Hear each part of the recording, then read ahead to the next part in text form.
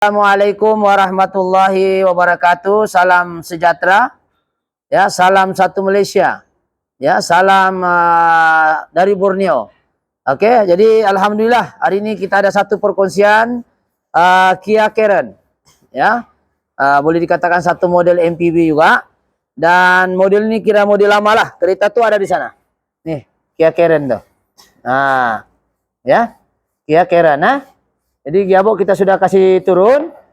Jadi sebelum kita lebih lanjut, apa-apa pekerjaan yang baik kita mulakan dengan Bismillahirrahmanirrahim. Semoga pekerjaan yang baik itu dimuliakan dan diberkati oleh Allah Subhanahu wa taala. Jadi apa yang kita mau bahas pada hari ini ya berkenaan dengan gearbox saja. Kebetulan saya pakai gearbox JB Autoloop. Ini HQ lah. Jadi kita bersiaran langsung dari 3M Cawangan Alam Mesra yang terletak di belakang Maybank. Jadi apa yang kita mau bahas masalah kereta ini ialah dia punya keluhan customer ini datang, dia sudah ganti filter, dia sudah ganti minyak, masuk di dengan air tidak jalan. Ya, masuk di dengan air tidak bergerak. Jadi bila kita cek satu persatu, yang mengherankan kita ada benda putih-putih ada di dalam. Jadi kita kena ingat bahwa gearbox ni dia berfungsi disebabkan oleh wujudnya tekanan hidrolik, yaitu sejenis ATF lah, yaitu automatic transmission fluid, sejenis cecair lah yang menekan minyak sebagai medium perantara untuk menggerakkan gear 1, gear reverse dan juga gear seterusnya. Jadi dia menggunakan tekanan minyak tadi. Macam power steering juga lah menggunakan tekanan minyak untuk menggerakkan power steering pump. Jadi apa yang penting dalam soal gearbox auto ini yang kita mau paham adalah bagaimana cara kerja dia dan bagaimana penjagaan dia untuk mengelakkan cost to cost berulang. Sebab gearbox auto ini di dalamnya ada komponen-komponen dia, termasuklah clutch pad, steel clutch, besi dia ada clutch lining basah orang panggil, dia ada drum, dia ada piston, dan dia ada one way bearing, dia ada oil pump seperti biasa. Cuma kereta ini bagusnya dia tidak banyak menggunakan oil seal. Bagusnya tidak menggunakan oil seal. Kalau kereta Pro 2 Toyota banyak oil seal. Oil seal, O-ring banyak. Dan body buff itu mesti ada lah. Belum pernah lagi saya jumpa kereta auto tiada body buff. Jadi sekarang apa yang kita mau bahas sekarang ini ialah peringkat permulaan.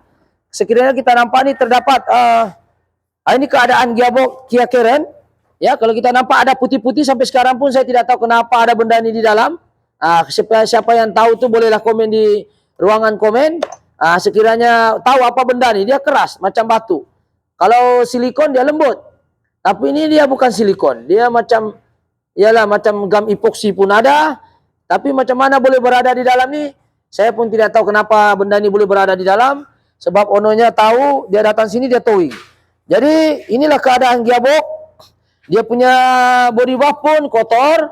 Kita nampak ni kotoran ni, ya. Kita tengok dia punya body buff ni kotor gini, kita akan cuci.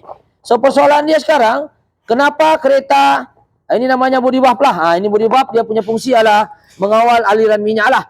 Maksudnya dia macam dia punya switching parit dalam tu dia perlu reverse, dia kena lalu parit reverse. Kalau dia nak maju, dia kena maju. Dia gunakan parit yang maju.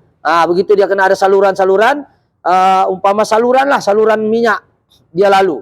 Jadi kalau body buff ni sumbat pun boleh jadi juga pertukaran gear tidak cantik. Ya, kalau slow-net rosak pun boleh jadi juga masalah pertukaran gear. Jadi body buff kena bersih, ya, clutch mesti mau bagus. Jadi yang kita mau bahas sekarang ini yang putih-putih satu, yang kedua kita masuk dia punya clutch pad. Oke, ini kalau kita nampak clutch pad yang bagus seperti ini, ini oke lah, masih tebal lagi, tapi kita akan ganti satu set lah. Ini kalau clutch pad bermasalah, dia punya simptom-simptom tu ialah pertukaran gear pun meraung dulu sekejap, baru dia masuk gear. 1 dengan 2 dia meraung dulu. Kalau clutch pad untuk gear pertukaran gear 1 dan 2, dia meraung. Sekiranya clutch pad dia mau habis. Oke, sekarang kita tengok. Oke, ini clutch steel dia dengan clutch pad dia hitam. Ini hangus nampak ni yang asal dia kalau kita nampak yang tidak hangus, dia warna coklat. Nih nampak perbezaannya. Kameramen boleh nampak ya? Ini hitam. Dia hitam nih sebenarnya dia hangus, tergesel disebabkan oleh mungkin minyak tidak berapa lancar. Jadi ini clutch pad dia hangus. Ini kita akan ganti. Nah, ini hangus. Ini hangus dia punya clutch pad nih. Jadi ini kita akan ganti. Oke, ini clutch pad dia satu. Yang ini pun kita tengok clutch pad dia hangus. Steel dia pun ini pun hangus lah. Steel dia pun ada calar-calar lah. Kameramen boleh rapat sedikit. Oke, kita tengok steel dia kotor. Ini hangus semua. Ini hitam-hitam nih hangus nih. Minyak nih hangus. Nih tengok tangan saya nih. Hangus nih. Tengok dia hangus. Kenapa dia hangus? Boleh disebabkan oleh minyak lambat tukar ataupun tidak berapa gripping. Jadi bila dia kena CP-CP tergesel begini. Sepatutnya ini barang bila kena tekanan minyak daripada body valve, dia terus grip. Dia terus jepit begini. Dia tidak boleh ada CP-CP. Dia tidak boleh gesel. Macam kelas lining kereta lah yang manual. Kita letak kelas tu gantung kaki. Dia hangus. Jadi dia hangus ni lah menghasilkan hitam. Ini yang menyebabkan susah mau bergerak lah. Pertukaran gear tidak semua. Ada yang bagus punya dia warna ginilah. Ini tidak terbakar. Tapi kalau kita overhaul gearbox, katakanlah kita ganti ini saja kan. Kita gantilah semua. Alang-alang sudah turun. Dan ini dipahamkan orangnya memang sudah ganti. Filter pun masih baru. Ini dia sudah ganti. Owner dia betul-betul baru, tapi still tidak mau jalan. Dan kita tengok lagi clutch pad yang seterusnya. Yang ini oke. Ini kita tengok yang di bawah ni habis sudah. Nih nampak hitam. Tiada sudah. Warna nampak perbezaan dia. Nah tengok. Habis clutch pad dia. Hangus, terbakar. Kita tengok yang ini lagi clutch pad dia terbakar. Nih nampak tiada sudah warna. Ini hitam sudah semuanya. Kenapa boleh begini? Nanti kita bahas kejap faktor-faktor kenapa clutch pad boleh. Ini oke sedikit lah. Jadi ini clutch pad dia dengan clutch steel dia. Steel dia macam oke lagi. Tidak payah ganti. Dia punya clutch pad saja. Ada juga calar halus itu biasalah. Ini. Banyakkan steel dia masih boleh pakai. Dan ini dia punya brake. Ini yang brake dia. Ini yang baru lah. Ini yang baru. Ini kita letak sini lah. Oke, ini yang baru dia nih. Ini filter baru. Oke. Sekarang kita tengok ini yang baru bel. Dia pun kita akan gantilah dia punya tali pinggang kan ni. Ini dia punya brake drum lah. Lepas tu kita tengok di depan sana lagi. Dia punya besi-besi. Oke. Dia ini bagusnya kereta ni kan. Tidak ada oil seal loh. Jarang kita tengok oil seal-nya hanya di luar saja. Kebanyakan dia guna spring dengan snap bearing, one way bearing. Ini tidak lepas lah dia punya gigi untuk planetary gear. Oke juga, tiada juga yang rompong. Dia punya ni tiada juga rompong lah. Cuma dia punya clutch pad ni kita akan ganti semua lah ya. Kita akan ganti semua. Jadi dia punya one way bearing ni tiada juga macam ni, macam oke juga lah. One way bearing ni dia menahan lah. Dia tahan untuk pertukaran gear dulu, dia tahan. Dia boleh lari sehala saja, dia tidak boleh reverse. Dia boleh maju tapi tidak boleh reverse. Contohnya lah, dia mengarahkan satu putaran saja. Oke, seterusnya kita nampak clutch pad yang seterusnya yang ini. Kalau kita nampak hangus juga, saya tengok hitam juga nih. Hitam juga. Hitam legam. Oke, ini pun hitam. Tuh, tidak ada sudah. Inilah yang menyebabkan kereta tidak boleh gerak. Hitam. Ya. Semua clutch pad dia hangus. Kenapa dia hangus? Mesti ownernya ini jarang tukar minyak hitam berkali, filter tidak ikut kilometer, hangus. Dan ini pun hangus. Tidak ada sudah yang warna-warna coklat-coklat sudah ini. Tiada sudah yang macam beginilah. Contohlah ini kan, mana lagi tu. Patutnya warna yang bagus tuh dia begini. Gitulah. Ini tiada sudah Ini kan, ini besi, yang satu ini besi, ini clutch lining dia berbeza. Ini hangus. Jadi kalau sudah dia hangus, paham-paham sajalah macam mana gearbox mau jalan. Sebab ini clutch ini sebagai dia punya brake, tahan dia clutch tu untuk drum mana yang bergerak. Gear berapa bergerak, dia akan tahan tu drum. Jadi ini kita kena tukarlah semua. Jadi saya rasa untuk kereta ini itu saja untuk dia punya clutch. Dia punya oil pump, saya tengok oil pumpnya oke juga. Ini dia punya intermediate shaft. Intermediate shaft ni maksudnya shaft perantara lah. Sambung dengan input shaft dengan dengan gigi gearbox di dalam lah. Macam tu. Dia perantara, dan saya tengok ada makan sikit lah. Ini masih boleh pakai. Kameraman boleh tengok lah. Ini makan sikit lah, ada makan. Tapi masih boleh pakai dia punya sub ni lah. Masih boleh kategori ini. Jadi kita masih boleh pakai. Jadi apa yang penting sekarang ni ialah kita ganti dia punya benda yang bermasalah saja. Tapi yang paling yang menyebabkan kereta ini tidak mau jalan bukan clutch pad saja, tetapi ialah masalahnya torque converter. Jadi torque converter itu sudah kita hantar pergi engineering. Dia punya laporan daripada engineering sini. Ini kita hantar sama owner dia. Sekejap kameramen boleh sini. Ini engineering sudah hantar laporan dia punya impeller dengan lock up, makan bearing pun pecah, starter pun masalah. Ini. Ini starter dia. Ini. Makan.